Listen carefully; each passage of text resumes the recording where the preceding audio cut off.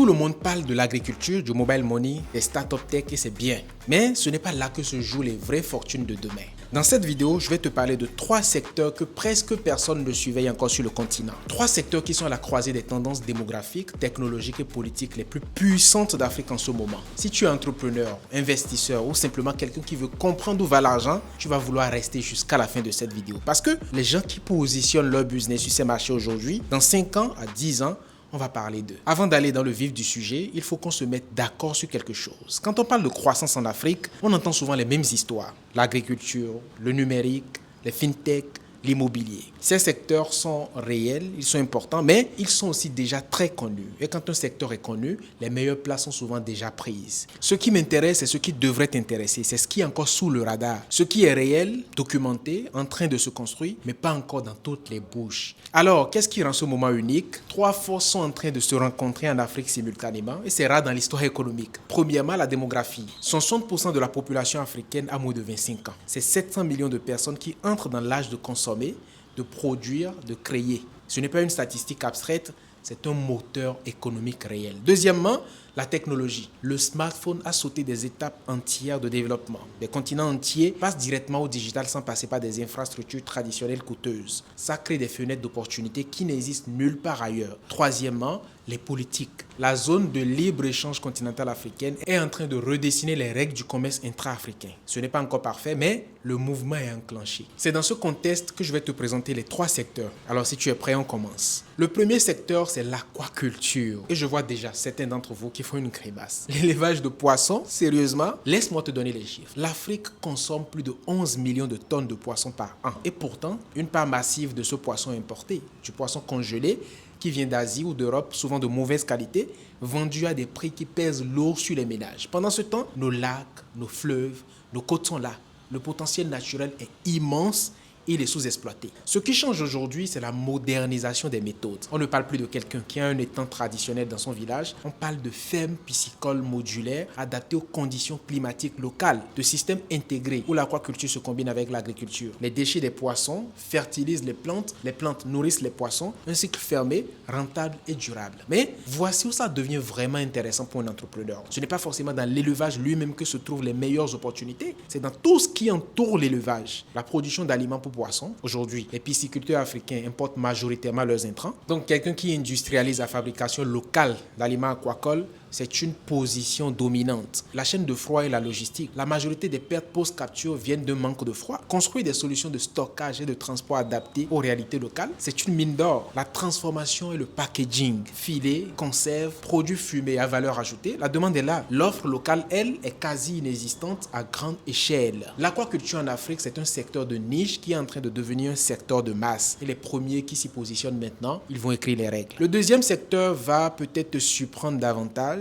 parce qu'on parle souvent de l'Afrique et de la technologie dans un sens bien précis. Les Africains adoptent massivement le mobile. Les fintech explosent. Tout ça, c'est vrai. Mais ce n'est que la moitié de l'histoire. La vraie révolution silencieuse, c'est le passage de l'Afrique d'un consommateur de technologie à un producteur de technologie. Et cette révolution se joue sur 2 fronts que peu de gens regardent encore. Premier front, la microfabrication et l'assemblage locaux. La plupart des équipements électroniques utilisés en Afrique sont fabriqués en Asie. Mais des initiatives émergent au Kenya, en Éthiopie, au Rwanda, au Maroc pour assembler localement des smartphones, des tablettes, des équipements solaires, du matériel agricole connecté. Ce n'est pas encore du même niveau que Shenzhen, mais l'intention est là. Les politiques publiques commencent à soutenir ça. Et les entrepreneurs qui construisent les écosystèmes locaux autour de cette microfabrication, fournisseurs de composants, logistique, formation, ont un avantage de premier arrivant considérable. Deuxième front, l'économie de la réparation et de la tech circulaire. Voilà quelque chose qui existe déjà massivement en Afrique, mais qui est encore artisanal et informel. Pourtant, sur le continent, des milliers de techniciens réparent des téléphones, des ordinateurs, des équipements électroniques. C'est déjà une économie réelle, mais elle manque de structuration, de standardisation, de formation qualifiante. L'opportunité, industrialiser cette économie de la réparation. Des centres de reconditionnement certifiés, des formations techniques homologuées, des plateformes de mise en relation entre